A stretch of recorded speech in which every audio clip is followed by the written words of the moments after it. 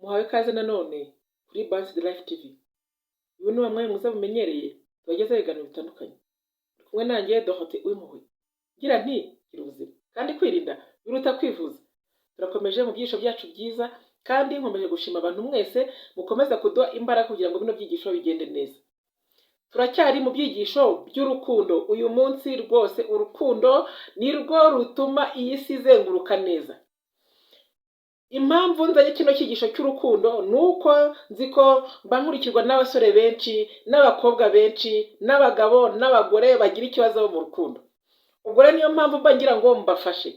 Tugiye kurebera hamwe impamvu ukunda byihuse. Kuki ujya mu rukundo byihuse? Urahura n'umusore, urahura n'umukobwa, urahura n'umugabo n'umugore akagukorera ibintu bikubabaza, mugatandukana ugafata undi bikongera bikamera uko nguko. Ni ukubera iki? Kuki n'umushyashya uje utatekereza ku byabaye bwa mbere ngo ubyigireho? Nibyo tugiye kurebera hamwe rero. Nagira ngo uze tubane rwose dutangirane dusozanye. Ni ukuri ntabwo ugenda n'amara masa. Turifashisha ubushakashatsi nakoze mu gitangazamakuru cya psychologie.com. Ikindi ni hypothèse d'amour de Jean-Jacques Moscovitz. Icya gatatu ni le livre de douleur et de l'amour de G.D. Nation, la psychologie des émotions et des sentiments de Jacques Cornier. Ibintu nagiye nsomamo rwose ni ibintu bitangaje. Buriya abantu bose aho bava bakagera bameze kimwe mu bijyanye n'urukundo. Ubu umuzungu w'umwirabura abantu bose ni bamwe. Niyo mpamvu ibibazo byo mu rukundo rwose ubushakashatsi buba bwarakozwe ni bimwe pe. Ugiye kwibaza impamvu uhora ukunda kandi bikiruka cyane bikihuta. Umuntu umwe arakubabaza ugakurura undi muntu umeze nk'uwakubabaje, kandi mbese ni amour passion déception. Ni uko nguko ubaho. Buri munsi ugira deception z'abantu mbese ukurura mu rukundo. Ni ukubera iki? Ikintu cya mbere, impamvu ya mbere ukunda byihuse kandi abo wakunze ntimurambane bakakubabaza. Icya mbere ni uko uri umunyarukundo. Ufite urukundo, ntabwo ari ibintu wihimbamo, rukurimo. Ufite urukundo rwo gutanga. Ni urukundo wakuye ku babyeyi bawe. Ni urukundo rumeze nk'urwo umwana agirana na mama we iyo arimo kumwotsa cyangwa iyo arimo kumumwitaho amugaburira. Iyo bintu mama wawe yagukoreye byakwinjiyemo bituma ruriya rukundo yaguhaye rukwinjiramo. Ni urukundo wigiye cyangwa wakuye kuri papa wawe. Papa wawe akaba yari umugabo rwose ufite nawe urukundo yaguhaye. Wamwigiyeho ibintu byinshi bikwinjiramo. Niyo mpamvu igihe cyose ahantu hose ugenda wifuza umuntu ubasha guha urwo rukundo. Ariko ikibazo, haza abantu batari bo. Impamvu haza abatari bo nabwo turabireba. Ikintu cya kabiri gituma ukunda byihuse nuko uhita wihuta cyane mu rukundo. Waba uri umusore, waba uri umukobwa, waba uri umugabo, waba uri umugore. Kandi ibintu buriya umuntu wihuta cyane mu rukundo akenshi aba ari instable. Aba afite instabilité muri we émotionnelle, instabilité émotionnelle muri we. Urumva niba wari uri kumwe n'umubyeyi wawe mama mukamutakiri kumwe, wari kumwe na papa ni muri kumwe, urwo rukundo yahoraga guha ntabwo ukirufite, urarukeneye nyine. Niyo mpamvu rero iyo umuntu aje ukamva uramwishimiye uhita wihuta. Niyo handi uzasanga umukobwa cyangwa se umugore akunda kuba ari kumwe n'uwo mugabo amuhamagara buri kanya, ashaka ko bavugana buri kanya. Cyangwa se mo kimwe akaba ari wa musore cyangwa wa mugabo iyo ahuye n'umukobwa cyangwa umugore bwa mbere n'umuriro. Mbese ni ibintu bigurumana cyane cyane, akaguhata urukundo, akagukundwakaza, akaguha buri kimwe cyose, ibintu byinshi bishoboka. Ukajya kubona ukumva umugabo aravuze ngo uriya mukobwa n'uriya mugore naramukunze, ariko yaranyanze, yarancitse yisangira uwundi. Icyo rero ni ikibazo gikomeye cyane. kuba umuntu ufite wowe urukundo rwo gutanga none ugahita unihuta urutanga, ibyo bintu umuntu urimo kubyakira ntabwo we ari byo ashaka kuri wowe, mbese ntabwo abikunda. Akenshi abantu bagira ikintu cyo gukunda ikintu badafite. Kuba rero uboneka buri kanya ukamuha buri kimwe cyose bituma abirambirwa. Ariko iyo ugize umugisha ugahura n'undi muntu nawe ufite urukundo atanga nawe akaruguha, niyo mpamvu uwo nguwo we murarambana, kuko ikikurimo nicyo kimurimo. Aho rero ni ikibazo gikomeye cyane. Ni ngombwa yuko ugenda gahoro mu rukundo. Ni ngombwa kuha agaciro bino bintu. Iyo uhuye n'umuntu ugahita umwishimira, icyo twita coup de foudre, ukamubenguka, witwara ute? Uhita wumva rwose ushyushye cyane. Ibyo ni ibibazo bikomeye cyane. Umuntu araguha randevu buri munsi mukaba muri kumwe. Niba muri kumwe kenshi rero uwo muntu iyo atameze nkawe biramubangamira bigatuma agenda yigiraho. Fata rero igihe mu rukundo.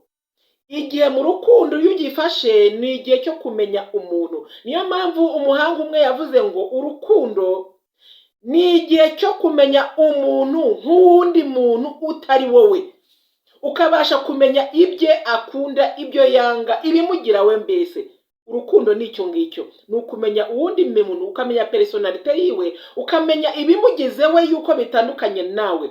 Iyo ugenda gahoro mu rukundo bibasha kukunezeza kuko mujyana ibihe byiza cyane. Ariko iyo ufite vide muri wowe, ukeneye umuntu uza kuzuza cya cyobo kikurimo cy'urukundo wabuze mu babyeyi bawe, mbese batakiguha, niyo mpamvu iyo wa muntu yaje ntarubyuzuzemo birakubabaza cyane, ugahura mu marira nta kindi. Ubwo rero kino kintu ubasha kugiha agaciro. Kontrola igihe, kontrola amarangamutima yawe, kontrola imbaraga utanga mu rukundo, kandi ukontrole wowe ubwawe, ukontrole n'ubwoba bwawe. Akenshi hari igihe umuntu yari mu rukundo akabona ari kumwe n'umuntu atangiye kujya n'ubwoba bwo kumutakaza. Iyo ufite ubwoba bwo kumutakaza rero hari imyitwarire ugira ibasha kubangamira uwundi muntu, none akigirayo akaguhunga. Ubwo rero yangiye kwirinda biruta kwivuza. Ikintu cya nyuma, iyo umaze guhura n'umuntu witwa ko wakunze, uhita uhindura gahunda z'ubuzima bwawe. Ukunda vuba nyine, umuntu uramubonye ugahindura gahunda z'ubuzima bwawe, nta kintu wongera gukora, wirirwa mbese wicaye ari burindiriye ko muvugana, ko museka, ko mutembera, ko mugira gute. Gahunda z'ubuzima bwawe urazihagarika. Ni igihombo rero gikomeye cyane. Niyo mpamvu rero nshuti yanjye ngira ngo uha agaciro bino bintu. Ugomba gushaka ibyo ukora. Ibyo gukora rero ni ibintu bizaguhuza bituma utamutekerezaho buri kanya. Uriya impamvu umutekerezaho buri kanya nuko nta kintu ufite cyo gukora. Ariko ufite proje runaka urimo gukoraho, ntabwo umutekereza buri kanya. Nataguhamagara nta kibazo bigutwara, natakwandikira nta kibazo bigutwara, kuko ufite umwanya mutoya. Umwanya wawe urabaze. Niyo mpamvu ibyo bintu ugomba kubyitaho. Ikindi nanone wibagirwa ubuzima bwawe, ubasha gushaka kugenda kugira ngo unezeze uriya muntu witwa ko ukunda. Ntabwo rero kwireka wowe kwikunda ngo ugiye gukunda undi nta nyungu biguha, ahubwo n'uburibwe. Ibyo rero ntabwo byemewe yuko uhindura imyitwarire kubera uriya muntu witwa ko wakunze. Menya ibijya mbere muri wowe. Menya neza yuko gukunda uriya muntu ntabwo ari ukugira ngo ayo marangamutima menshi arimo aza yuzuzemo kugira ngo wumve ukomeje kugubwa neza, ahubwo ni ukwiga uriya muntu mugiye kuba muri kumwe kugira ngo urebe yuko mwanarambana. Wari uzi neza ko hari n'igihe umuntu mubana nk'uko bikaguruka nk'ibishangara, igihe kikagera ukamubonaho n'imico wumva utakwihanganira, cyangwa se utuntu runaka kuri wabona ko nta kibazo ariko wowe tukakubangamira ukavuga uti naribeshye, ugahita ubivamo.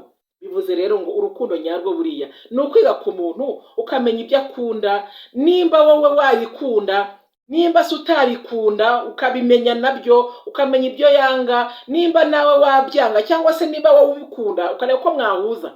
Buriya abantu benshi mu rukundo impamvu byanga nuko abantu baba batari buhuze. Burya muntu mudahuza, mutagira ibintu mwakunda bimwe, mutagira ahantu mwahurira, nta hantu mwagerana. Ubwo rero nshuti yanjye kwirinda biruta kwivuza. Ibi ngibi ni byo bintu nabashe kubona by'ingenzi. Kuba umuntu akunda byihuse nuko afite urwo rukundo rumugurumanamo nyine.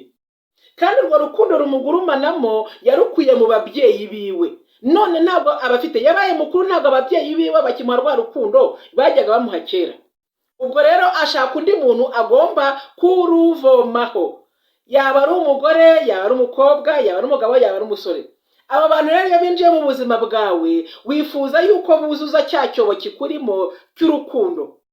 Iki rero niyo mpamvu iyo ba bantu batabikoze uko ubishaka cyangwa uko ubitekereza ko ari byo rukundo, ururimi rw'urukundo bavuga si rwo uvuga, birakubangamira kandi ukumva uguwe nabi. Niyo mpamvu umwe akubabaza n'undi akakubaza n'undi akakubabaza. Ariko buriya niga kwimenya ukamenya yuko ukunda byihuse, none ukamenya neza yuko uwo muntu uje mu buzima bwawe ugenda gahoro, kandi nanone ukiga neza yuko icyo gukunda ari cyo ni ukumenya uwo muntu wundi yuko mushobora kuba mufite ibintu bibahuje, kandi yuko wagenda gahoro gahoro kugira ngo mugire aho mugerana. Ibyo bintu bizagufasha kandi nta muntu n'umwe uzongera kukubabaza mu rukundo, kuko uzaba warize kwikunda wowe. Iyo wikunda biriya ushaka kuvoma muri bariya bantu bandi ukabyivomaho wowe wenyine, wowe ukikunda. Rwa rukundo ukeneye ko baguha wowe ukabanza ukarwiha. Umuntu rero aza ari inyunganizi, ntabwo aza ari mukeneye, ahubwo aza mugiye gusharinga, mugiye gusangira ibyiza ufite. Ntabwo aza ukeneye ibyo ari buguhe, ahubwo aza musangira ibyo ufite, nawe ni aguha ku byo afite, nawe ukamuha ku byo ufite. Ntabwo uzamukenera ngo niba agiye ngo urware wende gupfa. Hari n'abantu njya mbona baniyahura kubera ko abo bakunda bagiye gukunda abandi. Biriya rero umuntu wiyahura buriya ni uko aba atize ngo agire ikintu amenya. Uyu munsi rero impamvu ndi kuvuga bino bintu, ndagira ngo utaziyahura kubera umugabo, utaziyahura kubera umugore, utaziyahura kubera umusore, utaziyahura kubera umukobwa runaka. Ahubwo menye neza yuko urukundo ufite rurahagije kugira ngo rukubesheho. Urukundo ufite n'urwikunda, hazaza umuntu utaje kukukunda, ahubwo aje kugira ngo musangire ibyiza byawe, kandi nawe musangire ibyiza bye. Nibwo urukundo rw'umubano ugera kure cyane. Ariko iyo utegereje umuntu ko ari ibyo azaguha ntabiguhe, uhita urwara, uhita ubabara, ndetse ukanabivamo. Nshuti mukundwa rero nkurikiye, menya neza ko urukundo ni ikintu cyiza, ni ikintu cyo kubaha, kandi ni ikintu gituma umuntu yumva aguwe neza. Ariko niwumva yuko umuntu numubura uguwe nabi, menya ko ufite ikibazo kikuriho wowe. Ntabwo ikibazo ari uwagiye, ahubwo ikibazo ni wowe. Ariko n'umuntu naza mbese akagenda kuko nta kintu wari umutegerejeho, n'ubundi nta kintu uzumva bikubwiye. Uzumva neza yuko isi ifite n'abandi bantu benshi baza mugasangira ibyiza byawe ufite kandi mujyanye. Bitabaye ibyo rero ni wowe ufite ikibazo. Ese hari ikindi kintu ushobora kumbwira wanyunganira hirya y'ibintu navuze? Nyandikira muri comments. Niba uri mushya kuri iyi channel, kora like, kora subscribe cyangwa se abone, ukoresha ya kugira ngo bino byigisho bigere ku bantu benshi. Byagiciro kwa namwe, kumwe nanjye Dorothée Uwimpuhwe, naho gutaha muri video ikurikira. Bye bye.